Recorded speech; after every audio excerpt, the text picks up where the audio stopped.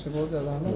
Sir आप आज अपने एल्मा मैटर में आए हैं, आपको जो है डॉक्टर ऑनर्स की डिग्री जो है डॉक्टर इन साइंस, क्या आप कहना चाहेंगे? इतने सालों बाद आप खुद ही बता रहे थे 39 ईयर्स के बाद आप आए हैं आज? मैंने जी एक सबसे पहले नमस्कार। मैंने 1983 से लेके 1987 4 साल में मैंने यहाँ पे बी ऑनर्स करा था इलेक्ट्रॉनिक्स और electrical communication branch of engineering में। और उसके बाद में मैंने जनवरी 88 में आईएएस का प्रीलिमिनरी एग्ज़ाम दिया, और वो जून में उसका रिज़ल्ट आने के बाद में जो मेन एग्ज़ाम हुआ वो अक्टूबर में हुआ 88 में। और एग्ज़ाम देने के बाद में फिर मैं एक सेमेस्टर तक यहाँ पे लेक्चरर बन गया था, और मैं माइक्रोवेव इंजीनियरिंग का सब्जेक्ट पढ़ाता था यहाँ पे, क्योंकि जो 88 अक्टूबर में मेंस एग्ज़ाम होने के बाद में रिज़ल्ट उसका आना था अप्रैल मई में। तो दिसंबर से जो मार्च अप्रैल जो सेमेस्टर रहता है उस टाइम मुझे कुछ काम नहीं था, इसलिए मैं यहाँ पे आई बिकेम लेक्चरर हेयर। उसके बाद में मई में रिज़ल्ट आया, फिर जून में मेरा इंटरव्यू बोर्ड हुआ, और अगस्त में मैं 89 में मैं मसूरी में चला गया था अपनी ट्रेनिंग के लिए। तो जब मैं ट्रेनिंग जाने से पहले मैं जून 89 में यहाँ पे कॉलेज में आया था। उस टाइम डॉक्टर RBL बेदी थे, यहाँ के सिविल के हेड डिपार्टमेंट थे, और सर मेरी शादी भी उन्होंने करवाई थी, वो मेरे बिचौले थे।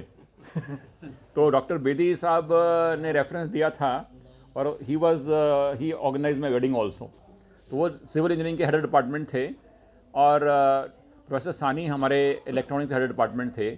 उसके बाद में 89 के बाद में जब आज मैं सुबह यहाँ आया तो ऑनरेबल गोपालन सर ने ऑर्गेनाइज़ किया था कि मैं कैंपस का विज़िट करूं।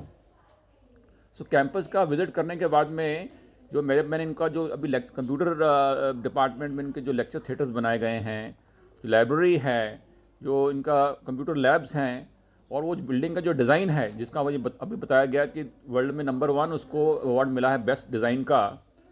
तो इतना अच्छा लगा मुझे कि एक काया पलट हो गई है। एक ज़माने में जब हम पढ़ते थे उस टाइम यहाँ से 250 स्टूडेंट्स का बैच था, आज 11,000 स्टूडेंट्स का बैच है, और आदमी को बड़ी प्रसन्नता होती है, और एक मन में अजीब खुशी होती है कि आप जिस एल्मा मैटर से पढ़ के गए वो एल्मा मैटर ने आज इतनी प्रगति कर ली है। तो ये आपके साथ मैं शेयर करना चाहता हूँ कि I am very very happy to see this. और बाई 31 दिसंबर 100% हो जाएगी। तो how did you manage to counter the hesitation? देखो, उसमें बहुत अच्छा सवाल पूछा आपने। एक पर्टिकुलर कम्युनिटी में इसकी बहुत हेजिटेंसी थी, तो हमने क्या किया, हमने जुलाई में हमारे दिमाग में आ गया, जब मई में वैक्सीनेशन शुरू हुआ, कि जब हम वहाँ पहुँचेंगे 60-70% पे वहाँ सैचुरेशन आ जाएगा। तो हमने जो बड़े बड़े स्टार्स हैं, सलमान खान जैसे, जिनके 55 मिलियन फॉलोअर्स हैं ट्विटर पे, उनके फेसबुक पे, उनको हमने डायरेक्ट बात की। उनको हमने बोला कि आप वीडियो बनाइए, हमें दीजिए, इतना काम करिए, जितनी चैरिटी करिए कि वो फिर फ्री ऑफ कॉस्ट में वीडियो बना के दीजिए। हम वो वीडियो हर आपके जो धर्म गुरु है, हर आपका जो पॉलिटिकल लीडर है, हर आपका जो काउंसलर है, उसको देंगे, वो वायरल करेंगे आपकी कम्युनिटी में। तो उन्होंने वीडियो बनाई कि मैंने डबल डोज इंजेक्शन लिया है, मेरे फादर सलीम खान ने लिया है, मेरे भाई ने लिया है, हमारे सारे परिवार में लिया है, हम सब ठीक ठाक हैं। अगर हम वैक्सीन नहीं लेते तो हम मर सकते थे, आपकी डेथ हो सकती है अगर आप नहीं वैक्सीन लोगे। तो हमने उसको इतना वायरल कर घुमाया हमने, तो उसमें लार्ज स्केल हेजिटेंसी दूर हो गई। उसके अलावा अभी जब 15 अगस्त को हमने ग्रेडेड ओपनिंग शुरू की बम्बई की, तो हमने हमने ये बोला कि जो डबल वैक्सीनेटेड हो गया है, कि आज बम्बई में 62% ऑलमोस्ट करोड़ों लोग डबल वैक्सीनेटेड हैं। तो हमने बोला अभी जो ट्रेन हम शुरू कर रहे हैं, ट्रेन बम्बई की लाइफ लाइन है, लोकल ट्रेन। बम्बई की लोकल ट्रेन में डेली 84 लाख लोग प्रवास करते हैं, 3100 ट्रेन डेली चलती हैं। तो हमने बोला कि हम अभी डेली टिकट नहीं निकालेंगे, हम मंथली पास देंगे उनको। और मंथली पास देने के लिए बम्बई में 108 स्टेशन हैं। सब स्टेशन पे टिकट विंडो के बगल में BMC का आदमी एक बैठ गया, टेबल कुर्सी लगा के, QR कोड मशीन के साथ में। उसने बोला अगर किसी को ट्रेन में चढ़ना है तो डबल वैक्सीनेटेड सर्टिफिकेट लेके आए, उसको हम वेरीफाई करेंगे जाली तो नहीं है, वो नकली तो नहीं बनवा लिया। और जैसे वो ठप्पा लगाएगा, आंख मीच के टिकट विंडो वाला, रेलवे वाला उसको 1 महीने का रेलवे पास देगा। हमारे पास 26 लाख लोग थे जो ट्रेन में चल रहे थे, सब डबल वैक्सीनेटेड ओनली। उसमें कोई कोविड पॉजिटिव केस नहीं आ रहा था। और हमने फिर ये बोला कि ये यूनिवर्सल पास है। हमने बोला कोई शॉपिंग मॉल में जाना है किसी ने, किसी ने जिम में जाना है, किसी ने स्पा में जाना है, किसी ने दुकान में जाना है, रेस्टोरेंट में जाना है, डबल वैक्सीनेटेड अलाउड रहेगा। सिंगल वाले को एंट्री नहीं मिलेगी, चाहे वो एम्प्लॉई है चाहे वो ग्राहक है। वो 15 अगस्त के बाद में फिर हमने टीवी पे आके, मराठी टीवी चैनल्स में हमने बोला कि अभी ये कोविड हो सकता है साल भर और ना जाए, तो जो गरीब आदमी है 400 रुपये का उसका पास बनता है महीने का। एक 400 रुपये में महीना भर वो ट्रेन में दिन रात घूम सकता है। तो जो गरीब आदमी है 400 रुपये का उसका पास बनता है महीने का। एक 400 रुपये में महीना भर वो ट्रेन में दिन रात घूम सकता है। तो जिसकी एक 10,000 रुपये तनख्वाह है ड्राइवर की या पियोन की, वो ट्रेन के बिना उसका लाइवलीहुड जिंदा नहीं रह सकता। वो बिना ट्रेन प्रवास के वो अपना बम्बई में गुजारा नहीं कर सकता, रोटी नहीं खा सकता हो। तो हमने उनको बोला कि अगर आप वैक्सीन नहीं लगाएंगे तो हो सकता है अगले 1 साल भर आप ट्रेन में नहीं चढ़ पाएंगे। तो हज़ारों लोगों ने वैक्सीन लगवाया सिर्फ ट्रेन में चढ़ने के लिए। अमीर लोगों के फ़ोन आते थे कि हमारे बच्चे को शॉपिंग मॉल में जाने का परमिशन नहीं है, तो किसी को बोल के वैक्सीन लगवा दो ताकि हमारे बच्चे शॉपिंग मॉल जाकर शॉपिंग कर सकें। तो आज भी वो सिस्टम चल रहा है वहाँ। तो इससे जो बची कुछ हेजिटेंसी थी वो निकल गई वहाँ से। Really feel very honored and thoroughly humbled to have been bestowed upon with this Doctor of Science and really and क्या है कि डॉक्टर ऑफ साइंस आपको बहुत जगह मिल जाता है, परंतु अपने एल्मा मैटर से डॉक्टर ऑफ साइंस का जो प्राप्त करना है वो उसकी खुशी जाहिर नहीं की जा सकती। सर एक छोटा सा क्वेश्चन, मैं सी हॉस्टल में था, अभी वहाँ सामने निकला हूँ, जाऊँगा अभी। आपकी मेमोरीज तो वही है ना? या बिल्कुल। सबसे नीचे और बहुत सारे कॉर्पोरेशन हैं अपने देश में जो आपके नज़दीक को बहुत 1% या 2% तक भी नहीं पहुंच पा रहे हैं। इनको क्या संदेश है कि ये अपने रिसोर्सेज डेवलप करें, अपने आप को वहां तक पहुंचाएं कि एक नहीं तो कम से कम 10-15% तक तो पहुंच ही जाए वहां तक। देखिए, ये बहुत बड़ी गलतफहमी है कि पैसा में वो ताकत है। अभी मैं आपको हर बार आदमी हमारे पास बीएमसी में 82,000 करोड़ के रिजर्व्स हैं, हमारे पास 82,000 करोड़ के एफडीज़ हैं, हमारा 40,000 करोड़ बजट है। ये सुन के वो लगता है कि वहाँ पे पैसे ने जादू कर दिया। आप अगर हमारे बम्बई का कोविड पे खर्च देखिए, टोटल जो अभी हमने मार्च 2020 से लेके अक्टूबर 21 तक हमने 1900 करोड़ खर्चा किया है कोविड के ऊपर, एक 2 करोड़ लोगों के ऊपर। पंजाब की आबादी में 2-2.5 करोड़ हैं। यहाँ पे एक 2,000 करोड़ स्पेंड करना कितना बड़ी बात है स्टेट गवर्नमेंट के लिए। अगर समझो कि मैं पंजाब को हेड कर रहा हूँ तो मैं 2,000 करोड़ निकाल सकता क्या? 2,000 करोड़ में अगर मैं 2 करोड़ लोगों का इलाज कर सकूँ, 2,000 करोड़ बड़ी रकम नहीं है। तो मैंने कोई 82,000 करोड़ खर्च नहीं कर दिया है, मेरा खर्चा 2,000 करोड़ ही हुआ है। महीने का रफली 100 करोड़ खर्चा हुआ है। तो ये 100 करोड़ खर्चा कोई भी राज्य सरकार कर सकती है, बहुत बड़ा अमाउंट नहीं है। यहाँ पे किसी की आपको सब्सिडी स्कीम में बिजली माफ़ करते हैं, आप सीधा 5,000 करोड़ का लॉस हो जाता है, तो आप 100 करोड़ अफोर्ड नहीं कर सकते। तो ये बात सही नहीं है कि भाई अमीर है इसलिए वहाँ इलाज हो गया, जो बाकी म्यूनसिपलिटी पैसे नहीं हैं। कल अगर किसी भी स्टेट का उदाहरण हो, गवर्नमेंट चाहे तो 2,000 करोड़ बांट के उतने खर्चा कर सकती है, तो उतनी पॉपुलेशन को संभाल सकती है। सर मैं तो कल एक टिप्स मांग रहा हूँ कि इनको टिप्स दीजिए आप कि कम से कम वहाँ पे 1% से 10% तक तो पहुँच जाए, वो टिप्स मांग रहा हूँ। वो मैंने एक इंटरव्यू में बोला था, जो मैंने पंजाबी में बोला था परंतु मराठी में भी वायरल हो गया हो, कि जब तक एक IAS ऑफिसर एक डॉक्टर को सर बोलना नहीं सीखेगा और सर बोलने की आदत डालेगा, वो ये नहीं सोचेगा कि ये जो मेरा डीन है मेडिकल कॉलेज का, इसके पास 4 डिग्रियाँ हैं अमेरिका की, इंग्लैंड की, इतना पढ़ा लिखा है, इसकी उम्र 60 साल हो गई है, ही सो लर्नर्ड, इसने लाखों हमारे डॉक्टर लहाने हैं, उसका गिनीज वर्ल्ड रिकॉर्ड में उसका नाम है, उसने 3.5 लाख कैटरेक्ट ऑपरेशंस किए हैं। आज मेरा डीन है वो। तो अगर मैं उसको मैं रिस्पेक्ट नहीं दूंगा कि मैं उसका बॉस हूँ, तो वो सिस्टम चलेगा नहीं। तो मैंने एक इंटरव्यू में बोला कि डॉक्टर लहाने, जब मैं सेक्रेटरी मेडिकल एजुकेशन था 2012 में, तो उस टाइम मेरे वो HOD थे आई के। तो ऐसे मैं उस दिन से उनको सर बोलता हूँ, ये नहीं कि अभी मैं आज वो डायरेक्टर मेडिकल एजुकेशन रिसर्च बन गए, मैं उनको सर बोलता हूँ। तो ऐसे I respect him for what he is, I respect him for his knowledge, उसकी जो नॉलेज को रिस्पेक्ट करता हूँ, इसलिए तो सर बोलता हूँ। तो ऐसे I respect him for what he is, I respect him for his knowledge, उसकी जो नॉलेज को रिस्पेक्ट करता हूँ, इसलिए तो सर बोलता हूँ। सर का मतलब ये नहीं कि आपसे सीनियर है कोई, आप जिसकी इज़्ज़त करते हो उसको सर बोलने में कोई हर्ज नहीं है। तो मैंने जब डॉक्टर लहाने ने जब ये वीडियो पे देखा तो doctor somebody told me he was crying, और आज वो मेरे लिए जान छिड़कता है। अभी मैं उसको फ़ोन करूँगा कि मुझे हॉस्पिटल में 10 बेड और बढ़ाने हैं, तो शाम को बढ़ा देगा। So you have to very humble, you are very respectful. ये सब चीज़ें ऐड करती हैं ये सब कामयाबी के लिए। पंजाब में एक लैब थी, अब तो हमारे पास 56 लैब्स हैं, 1 लाख कैपेसिटी का हमारे पास उसका टेस्टिंग कैपेसिटी है। तो उस टाइम बहुत से लोग ऐसे थे जिन्होंने अपना स्वैब दे ही नहीं पाए, घर में मर गए बिना स्वैब दिए। वो हॉस्पिटल में आए ही नहीं, तो वो हमारे डेथ रिकॉर्ड में लोग हैं ही नहीं हैं। या कुछ लोग ऐसे हैं जिन्होंने स्वैब दिया, वो इतनी भीड़ थी एक लैब पे कि 15-15 दिनों स्वैब की रिपोर्ट ही नहीं आ रही थी। तो जब तक रिपोर्ट आई उसकी भी डेथ हो गई और उसके हाई रिस्क कंटैक्ट की डेथ हो गई। तो मैंने सीएम साहब को बोला कि जब तक हम ये सब जो घरों में डेथ्स हुई हैं इसको भी हम रिकॉर्ड पे नहीं लाएंगे तो कल दुनिया हमारे पर विश्वास नहीं करेगी। तो सीएम साहब बोलते कोई घराना नहीं, कोई चहल हमने इनको नहीं मारा है, भले ही कुछ नहीं भी डेथ रेट हो जाए आप सबको निकालो इनको। तो हमारे जो वार्ड ऑफिसर हैं वो डेथ सर्टिफिकेट इशू करते हैं।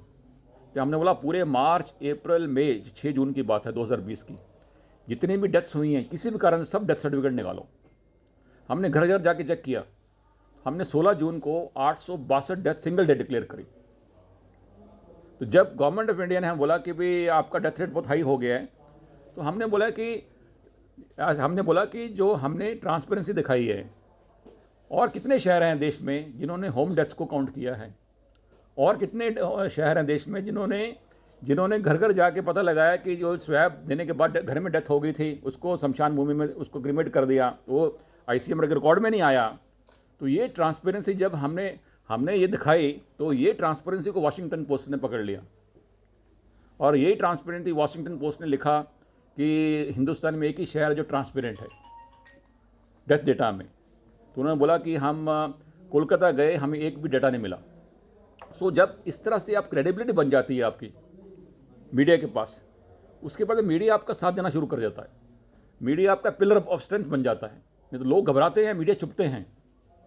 पर हमारी इतनी आज हम 396 एडिटर्स, कॉरेस्पॉन्डेंट से हम सीधा कम्युनिकेट करते हैं, कोई भी बात होती है।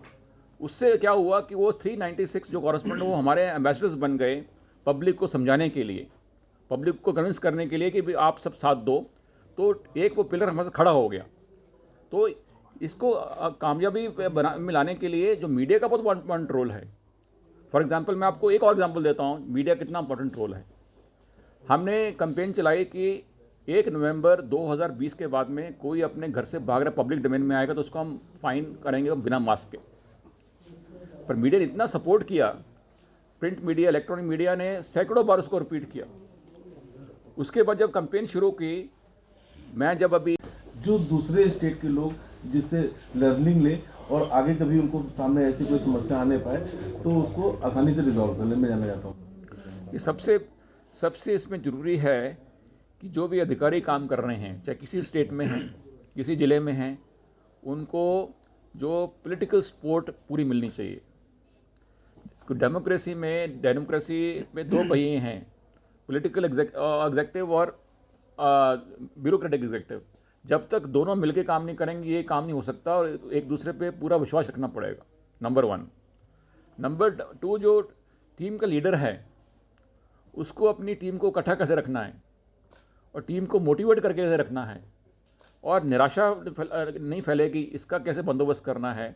वो एक हर चीज़ में टीम लड़ती है, इंडिविजुअल कभी कुछ नहीं कर सकता। तीसरा इसमें क्या है कि सबसे जो इम्पोर्टेंट बात है जो सर ने भी अपने भाषण में बोली कि ह्यूमिलिटी बहुत ज़रूरी है, बीइंग हम्बल। मैं हमेशा अपने इंटरव्यू में बोलता हूँ कि जब लोग मुझे पूछते हैं कि ये मॉडल बाकी शहरों में क्यों नहीं कॉपी हो रहा, तो मैंने बोलता हूँ कि जब तक जो कुर्सी पे बैठे सीनियर IAS ऑफिसर्स हैं, ब्यूरोक्रेट्स हैं, जब तक वो डॉक्टर को जो नॉलेजेबल आदमी है उसको सर कहना नहीं सीखेंगे, तब तक ये मॉडल कॉपी नहीं हो पाएगा। आपको हर आदमी को रिस्पेक्ट देना है, और वो तभी पॉसिबल है आप सबसे अगर मैक्सिमम हम्बल रहेंगे। और मैंने देखा है कि आज चाहे हमारे कोई डॉक्टर्स हैं हमारे मेडिकल कॉलेज की, वहाँ प्रिंसिपल मेडिकल कॉलेज को डीन मेडिकल कॉलेज बोलते हैं, हालांकि वो चाहे उसकी मैं अपॉइंटिंग अथॉरिटी हूँ, वो कॉलेजेस हमारे ओनरशिप के हैं, उसमें स्टेट गवर्नमेंट सेंट्रल गवर्नमेंट का ज़ीरो असिस्टेंस है। एवरी एक्सपेंडिचर हम BMC अपने खर्चे से करती हैं, परंतु उनके भी डीन्स को भले ही मेरे पास अपॉइंटमेंटल डिसमिसल पावर्स हैं पर उनको मैं सर बोलता हूँ। उसमें उनके अंदर उनके जोश फूंक जाता है कि देखो हमारे पे इतना ये हमें रिस्पेक्ट मिलता है। तो ये अपना एक ह्यूमिलिटी बहुत ज़रूरी है। और चौथा है सबसे इम्पॉर्टेंट, जो लोकशाही बोलते हैं या उसको डेमोक्रेसी बोलते हैं, कम्युनिकेशन ओपन रहना चाहिए। आज आप बम्बई में मीडिया से पूछिए कि चाहे कोई अच्छी खबर हो चाहे बुरी खबर हो, हम डेली हर चीज़ ट्रांसपेरेंटली शेयर करते हैं। हमारे पास बम्बई एक ही शहर है देश में जहाँ पे एक दिन हमने चीफ मिनिस्टर साहब को बोला, एक एग्जांपल देता हूँ कि साहब जब कोरोना आया मार्च अप्रैल में, तब पूरे बम्बई में एक टेस्ट लैब थी, दिल्ली में एक लैब थी, पंजाब में एक लैब थी। अब तो हमारे पास 56 लैब्स हैं, 1 लाख कैपेसिटी का हमारे पास उसका टेस्टिंग कैपेसिटी है कि इसको कैसे कंट्रोल किया जाए। क्योंकि जो डेवलप कंट्रीज़ हैं उनको लगता था जैसे कि यूरोप है, नॉर्थ अमेरिका है, कनाडा है, यूएसए है, कि इंडिया एक डेवलपिंग कंट्री है, डेवलप कंट्री नहीं है। तो इस देश में एक बार कोरोना जब फैल जाएगा स्लम्स में, जहाँ पे सोशल डिस्टेंसिंग, जहाँ पे सैनिटाइजेशन की बड़ी इश्यूज़ हैं, और वहाँ पे कोरोना मतलब कि हज़ारों की तादाद में लोगों को की लाशें बचा देगा। तो वहाँ से जब हम शुरू हुए और मेरी अपॉइंटमेंट की गई एज ए बीएमसी कमिश्नर, तो वहाँ से हमने एक हमारे मन में हम ठान लिया कि ये जो 2 करोड़ लोग हैं बम्बई के, उनकी अगर जान बचानी है तो ये कोई एक आदमी कंट्रोल रूम में बैठ के फ़ोन पे उनकी जानें नहीं बचा सकता। इसके लिए आपको सिस्टम बनाने पड़ेंगे। कोई अगर पॉजिटिव आता है तो उसको कैसे हॉस्पिटल तक पहुंचाना है, वो ऑटोमेटिक सिस्टम उसको पहुंचाए और हर सिस्टम ऑटो पायलट पे काम करे। जैसे अगर कोई देश की दूसरे देश से लड़ाई लगती है, सो सिस्टम लड़ते हैं लड़ाइयाँ, एक इंडिविजुअल खड़ा होकर नहीं बोल सकता मैं लड़ाई लड़ रहा हूँ। तो ये भी हमने बोला कि उस तरह की एक महामारी, एक लड़ाई है, तो हमने चाहे कोई क्रीमेटोरियम्स हैं, चाहे कोई डायलिसिस के पेशेंट हैं जो कोविड पॉजिटिव हो रहे हैं, जिनकी किडनीज नहीं हैं, चाहे कोई एम्बुलेंसेज हैं हज़ारों जो ऊबर प्लेटफॉर्म पे आ गई प्लेटफॉर्म पे, या कोई हम वायरस को चेज़ कर रहे हैं, या हम जंबो हॉस्पिटल बना रहे हैं, या नॉन कोविड लोगों को नॉन कोविड ट्रीटमेंट भी मिलनी चाहिए। सो हमने एक तरह के 28 सिस्टम बनाए और हर सिस्टम को हमने ऑटो पायलट पे रखा, और हर सिस्टम हमने टेक्नोलॉजी ड्रिवन और डेटा ड्रिवन किया। और उससे ये 28 सिस्टम्स ने जब इकट्ठा काम करना शुरू किया और हमने विकेंद्रीकरण कर दिया, डिसेंट्रलाइजेशन कर दिया, बम्बई को 24 हिस्सों में बांट दिया। हर हिस्से में हमने बोला आप अपनी लड़ाई खुद लड़िए कोरोना वायरस के अगेंस्ट, तो 24 मुंबई बन गए वो। उससे हमें ये सफलता प्राप्त होगी। कोई खास मैसेज, क्योंकि अब जो कोविड के बाद जॉब क्राइसिस भी बहुत होने लगा है, उनके लिए कोई एक स्पेशल मैसेज जिससे अपने टारगेट को अचीव कर पाए, और कोई की पॉइंट जिसको ध्यान में रखना जरूरी है? देखिए, जब मैं आप एक उदाहरण दे के आप वहाँ पे जाऊँगा, जब मैंने 8 मई को ज्वाइन किया उस टाइम हमारे पास सिर्फ 337 बेड थे, सॉरी 3700 बेड थे हमारे पास, 3700 बेड्स जो हमारे 42 बीएमसी हॉस्पिटल्स थे। और उस टाइम शाम को 7 बजे के आसपास रफली 1000-1200 लोग पॉजिटिव आते थे। जब और हमारा एक कंट्रोल रूम था 30 टेलीफोन लाइन का, जो हर शहर में एक कंट्रोल रूम रहता है कोविड का। तो एक जिसके पास एक डायरेक्ट ईमेल आता था लैब से कि आप कोविड पॉजिटिव हो गए, उसको मौत नज़र आती थी कि अब शायद मेरी डेथ हो सकती है। तो वो क्या करता था कि अपना उसका कोई मिनिस्टर दोस्त है, कोई आईएएस अफसर दोस्त है, कोई डॉक्टर दोस्त है, कोई पॉलिटिशियन दोस्त है, कोई और बड़ा इंडस्ट्रियलिस्ट दोस्त है, तो एक आदमी रफली 10 फ़ोन कॉल जनरेट करता था। तो 1000 जो पॉजिटिव आए हैं वो 10,000 फ़ोन कॉल जनरेट करते थे। जब 10,000 फ़ोन कॉल एक कंट्रोल रूम में जाती थी, 30 लाइन जैम हो जाती थी। 8 साढ़े 8 बजे मीडिया टेक ओवर कर लेता था कि बम्बई में कंट्रोल रूम डाउन हो गया, जैम हो गया है, बेड ख़त्म हो गए हैं। उसके बाद में 9 साढ़े 9 मुझे home secretary government of India या प्राइम मिनिस्टर ऑफिस से फ़ोन आना शुरू हो जाता था कि आपके बम्बई में बेड क्यों नहीं है। उसके बाद में अगर आप एक आधा फ़ोन अवॉइड करो तो रात को 11 साढ़े 11 12 बजे सीएम का फ़ोन आता था कि चहल सब जगह खबर आ रही है कि आपका कंट्रोल रूम कोलैप्स हो गया है और वहाँ आपके बेड नहीं हैं। तो कोई लोग मुझे फ़ोन कर रहे हैं, तो आप सीएम का फ़ोन तो अवॉइड नहीं कर सकते। आप उनका फ़ोन अवॉइड करेंगे तो कल दूसरा कमिश्नर आ जाएगा सुबह। सो इसलिए वो ऐसी हालत थी। वो जो 8 10 12 दिन थे वो ज़िंदगी में मेरे सबसे मुश्किल दिन थे। तो बच्चों को ये बोलना है उससे ज़्यादा मुश्किल के दिन आ नहीं सकते। जब 8 बजे एक मिनिस्टर फ़ोन करता है कि मेरा पीए को कोविड हो गया और रात को 12 बजे सुबह 8 बजे आपको गालियाँ निकालता है, देखो तुम्हारे कारण मेरा पीए मर गया, आपने कुछ नहीं किया, मैंने आपको 10 फ़ोन किए थे। उससे ज़्यादा क्राइसिस कुछ आप फेस नहीं कर सकते। तो जो सक्सेस मिली है, इससे मैं उनको बच्चों को ये कहना चाहूँगा कि nothing is impossible. There is when once you make up your mind anything is possible. This is, मैंने उनको वहाँ भी बोला, वहाँ यहाँ भी रिपीट करता हूँ। जो आपको मालूम है कि जो मुंबई है वो देश की आर्थिक राजधानी है। जो बॉम्बे स्टॉक एक्सचेंज है उसके ऊपर पूरा इकॉनमी चलती है। उसकी जो वैल्यू है वो एक अपने भारत की जो इंडस्ट्री है, इकॉनमी, उसका बैकबोन है। और बम्बई दुनिया की सेकेंड मोस्ट डेंस सिटी है, जो टोक्यो के बाद में जो डेंसिटी ऑफ पॉपुलेशन है, करीबन 77,000 लोग पर स्क्वायर किलोमीटर रहते हैं वहाँ पे। और वो आइलैंड होने के कारण उसको एक्सपेंशन नहीं हो सकता दिल्ली या बाकी शहरों की तरह। सो जो भी होना है उस आइलैंड के अंदर ही होना है, आप वहाँ ज़मीन क्रिएट नहीं कर सकते। सो जो नेशनल इकॉनमी के लिए वो शहर बड़ा इंपॉर्टेंट है। उसके अलावा बम्बई का एक विशेषता ये है कि बम्बई में इतना पॉपुलेशन डेंसिटी हाई है, वहाँ पे 2 करोड़ में से लगभग 1 करोड़ 20 लाख लोग झोपड़पट्टी स्लम में रहते हैं, क्योंकि देश भर से लोग वहाँ पे एम्प्लॉयमेंट की तलाश में आते हैं। और बम्बई में कहते हैं कि शाम को कोई आदमी भूखा पेट नहीं सोता है। आपकी जेब में चाहे 5 रुपये हों चाहे 5 लाख हों, दोनों एक भरपेट खाना खा सकता है। सो वो एक कंट्री का इंजन है, ग्रोथ का, डेवलपमेंट का, इकॉनमी का। तो जब दुनिया में ये महामारी आई, तो उस टाइम दिसंबर जनवरी में अपने पास भारत में कोई केस नहीं था, परंतु 1 फरवरी 2020 और 22 मार्च 2020 जब लास्ट देश में फ़्लाइट आई, उसके बाद में सारी फ़्लाइटें बंद कर दी गई इंटरनेशनल। ये करीबन 1 महीने और 22 दिनों में 1,70,000 प्रवासी आए इंटरनेशनल फ़्लाइट से बम्बई। और वो ही ये वायरस को लेके आए, क्योंकि वायरस तो चाइना से आया था, देश में तो पैदा नहीं हुआ। तो उसके बाद में जो हालत पैदा हुई, मार्च और अप्रैल में ये आग की तरह फैल गया था।